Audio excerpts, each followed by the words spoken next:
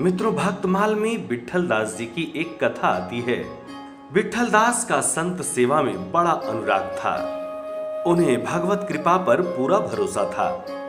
उसी के बल पर वे अच्छे अच्छे धनिकों की भी खुशामद नहीं करते थे और ईश्वर की कृपा से उनकी संत सेवा भी चलती रहती थी।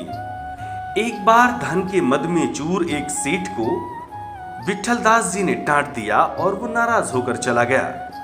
कुछ समय बाद विट्ठल दास जी के यहाँ होने वाले वार्षिक महोत्सव का समय आया। उसमें वो सेठ पहले पूरी सहायता देता था, किंतु इस बार वो झांका तक नहीं। महोत्सव में आने वाले संतों को बिना भोजन प्रसाद के ही वापस जाना पड़ेगा और विट्ठल दास जी की बदनामी होगी। इस प्रकार की चिंता विट्ठल दास जी के नजदीकी लोगों को सुखाई जा रही थी, लेकिन विट्ठल दास जी निश्चिंत थे।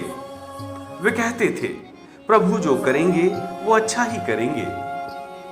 नश्वर सहारों को जो तुच्छ समझते हैं और परमात्मा को जो अपना सर्वस्व मानते हैं, ऐसे भक्तों का कार्य प्रभु स्वयं संभालते हैं। गुरु ग्रंथ साहिब में भी आता है, अंगीकारु कियो प्रभु अपने भव निधि पारे उतारे, संतन के कारज सगल सवारे, दीन दयाल कृपाल कृपा निधि पूरन खसम हमारे। प्रभु सेवकों का पक्ष लेते हैं और उन्हें संसार सागर के पार उतारते हैं। हे भाई, हमारा स्वामी दीन दयालु है, कृपालु है, कृपा का भंडार है, पूर्ण है और संत जनों के समस्त कार्य संवार देता है। विट्ठल दास जी की ऐसी निष्ठा देखकर भगवान भी ना रह सके। वे वैश्य वेश में आए और 300 सोने की अशर्फियां विट्ठल दास जी को देते हुए बोले, महाराज, मैं एक परदेशी बनिया हूं। भगवान ने मुझे स्वप्न देकर बताया कि आपके इस महोत्सव में सहायता देने वाले अभिमानी सेठ ने अब आना जाना भी बंद कर दिया है।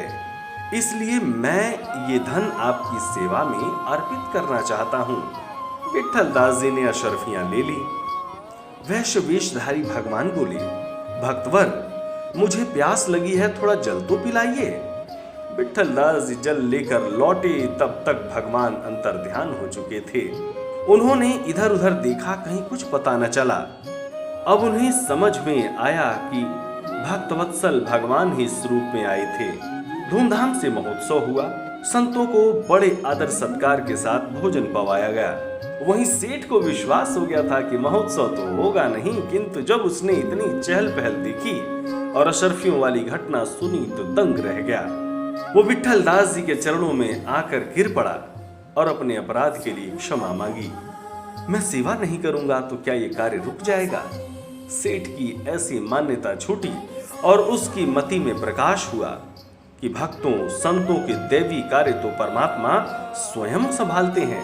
उनमें सहभागी बनकर अपना जीवन धन्य करने का अवसर मिलना, ये तो अपने लिए ही परम सौभाग्य की बात है। ओम श्री हरि। सब्सक्राइब करें टोटल भक्ति को।